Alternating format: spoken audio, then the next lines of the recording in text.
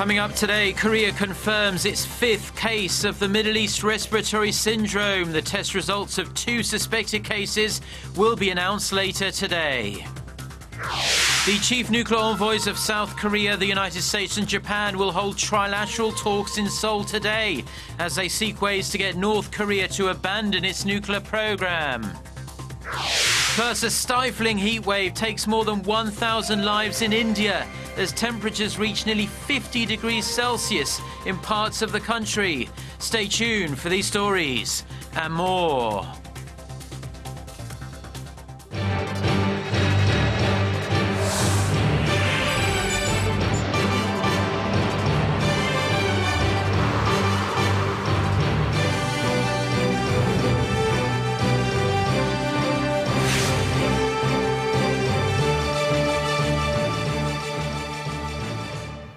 Hello to our viewers around the world. It's 6 a.m. on Wednesday, May 27th here in Seoul. Thanks ever so much for joining us. I'm Mark Broome. We start with news that another case of Middle East Respiratory Syndrome has been confirmed here in Korea, bringing the total number of cases to 5 since the first case was confirmed last week. Officials say the 5th patient is a doctor who treated the first MERS patient last week, becoming the first case of medical staff infected with the virus. The Korea Centers for Disease Control and Prevention said the doctor is one of the 4 people, including a nurse, who has also treated the first MERS patient who underwent the virus test Tuesday after they came down with fevers. While the nurse was confirmed to be free of the virus, the other 2 test results will come out this Wednesday morning. Now, currently, some 60 people are under home confinement here in Korea due to the virus. Most of them are medical staff who had treated previous MERS patients. Now, this MERS virus, which has a fertility rate of around 40%, is relatively new to humans, with only some 1,100 cases reported since the first case was confirmed in Saudi Arabia in 2012. There are currently no vaccines or cures available.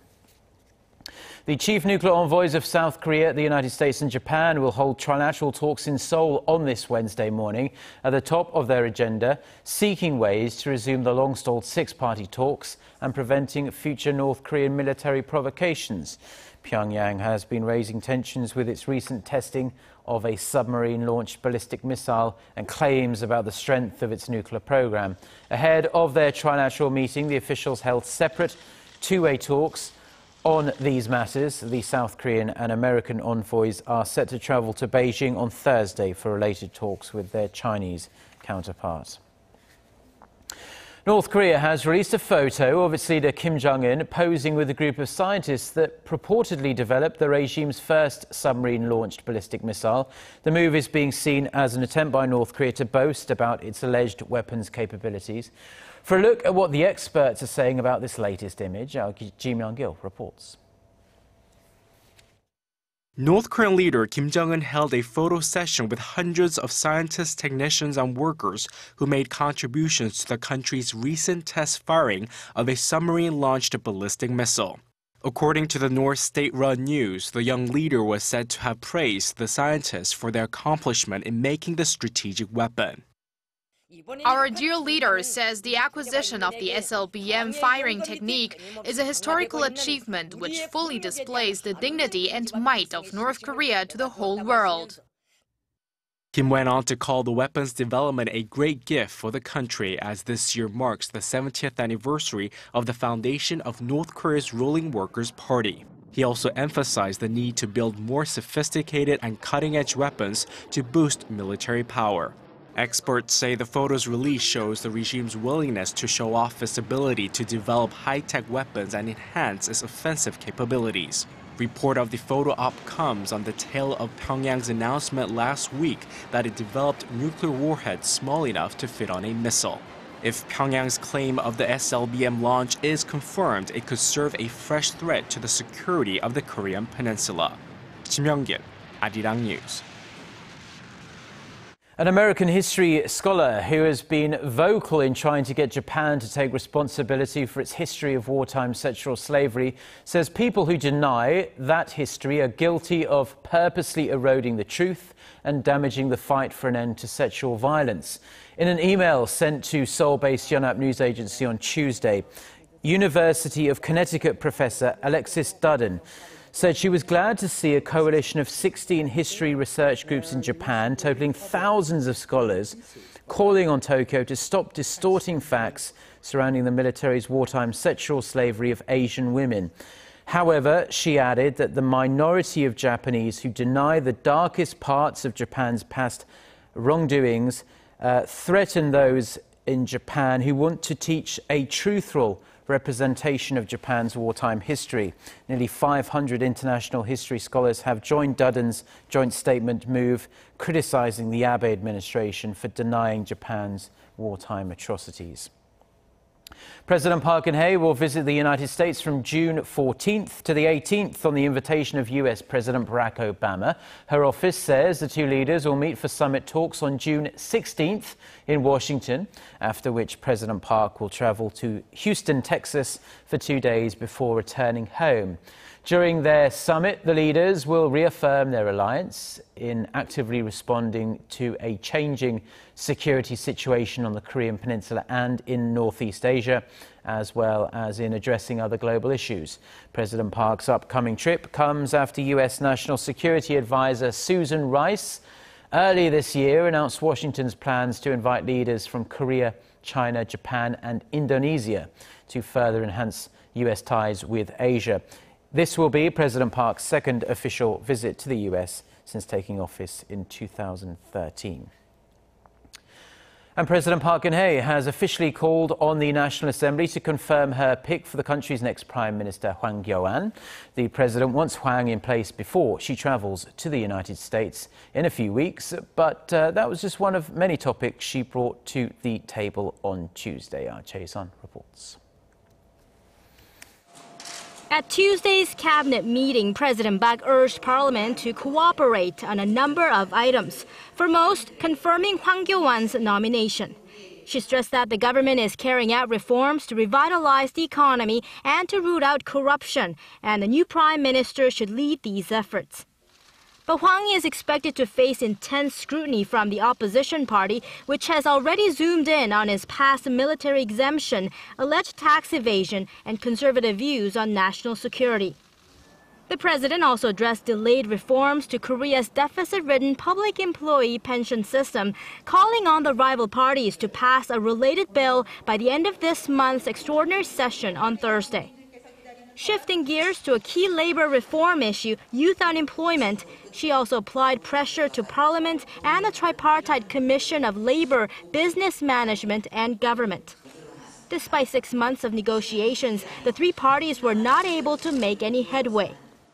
한쪽에서는 청년 고용 창출을 위한 법안들이 계속 통과되지 못하고 있고, 한쪽에서는 노동 개혁이 이루어지지 않으면 우리 청년들의 미래는 막막해질 수밖에 없습니다.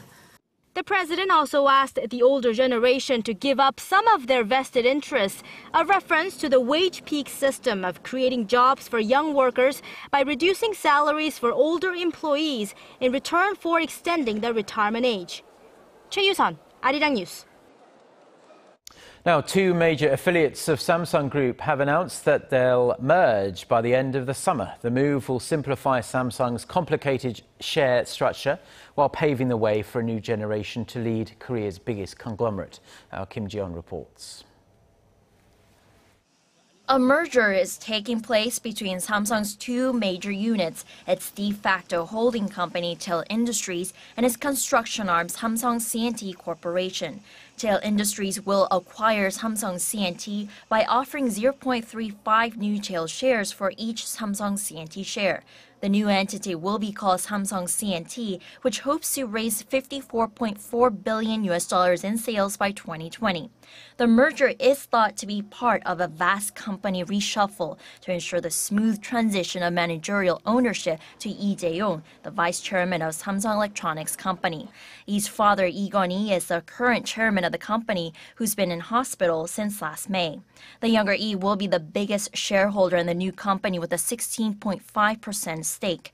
The merger is also expected to simplify Samsung's convoluted ownership structure, currently a web of cross-shareholdings involving some 70 affiliates. The new structure would see Samsung C&T at the top of the group's management system, flowing into Samsung Life Insurance Company and then to Samsung Electronics Company. The transaction is expected to be completed in September, pending approval at shareholder meetings of the two companies in July. Kim Jongun, Arirang News. Now, with Korea's exports continuing to fall, a new survey suggests Japan's currency has had a big impact and domestic exporters aren't really compensating that well. But, as our Shin Se-min reports, Europe's own turbulent markets may also have an effect.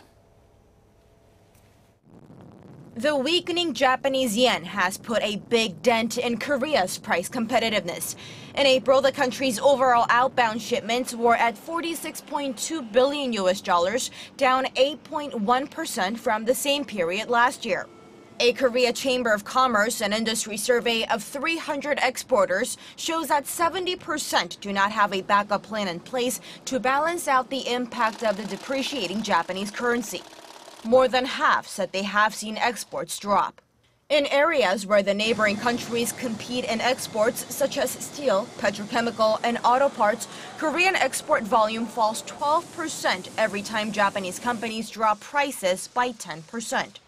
However, in Japan, exports have been picking up over the past 2 years, posting over 9% growth in the first quarter of this year compared to the same period in 2014. The sad state of Korea's outbound shipments is worrying BOK chief Lee Ju-yeol. On Tuesday, the governor said that although the slowing of the economy isn't solely because of the depreciating yen and China's weaker growth, he added that Korea's heavily reliance on exports will cause more harm in comparison to other countries. Korea's exports make up much of the domestic economy, and there's increasing concern about the country's growth in the long run, especially with Europe's euro also fluctuating. The trade volume within the European bloc is vast. If Korean exporters lose ground in the European market for the same reason we did to Japanese competitors, the aftermath will be much greater than what we're seeing. The Eurozone posted 0.4% growth in the first quarter, with the European Central Bank vowing to pump billions of euros into the bloc's economy through its quantitative easing program. Shin Se-min, Arirang News. President Park Geunhye has asked the head of the Asian Development Bank to take an active role in developing Asia's economy, meeting with Takehiko Nakao at the presidential office on Tuesday. President Park said Korea, the ADB, as well as the China-led Asian Infrastructure Investment Bank that's set to open soon, should work together to meet the surging infrastructure demands in the Northeast Asian region. The talks come amid heightened tensions between Korea and Japan over historical and territorial issues, suggesting the Park administration is aiming to separate political issues from economic ones. The ADB is a Japan-led development bank that's also backed by the US. At least 1,000 people have died in an intense heat wave in India, which has seen temperatures hit almost 50 degrees Celsius in some parts of the country. Hospitals have been overflowing with people suffering heat stroke and dehydration. Authorities are advising people to stay indoors whenever possible, especially during the middle of the afternoon. Making matters worse, there appears no end in sight to the searing conditions. India's weather agency says temperatures in several states are forecast to top 45 degrees Celsius over the next few days. There are also concerns the intensely hot and dry conditions could push the worst affected states into drought before monsoon rains arrive next month. Iraqi forces have launched an offensive to drive Islamic State militants out of the country's western Anbar province. A spokesman for a Shia militia group says government troops and Shia militias plan to move southwards and cut off IS militants in Ramadi. The strategically important city of 500,000 people fell to the Islamic State group earlier this month after Iraq's army just downed their weapons and fled. The new offensive has been welcomed by the US government, despite some concerns the use of Shia militias in mostly Sunni areas might raise sectarian tensions. Earlier this week, US Defense Secretary Ashton Carter had accused Iraqi forces of not having the will to fight IS.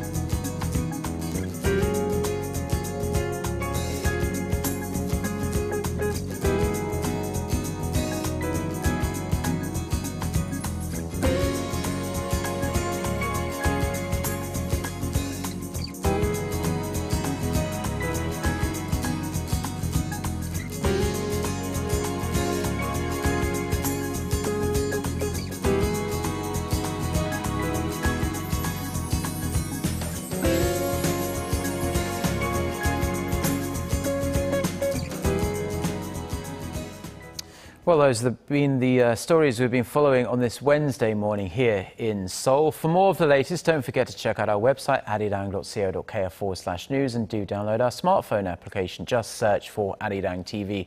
Have a wonderful day. Goodbye.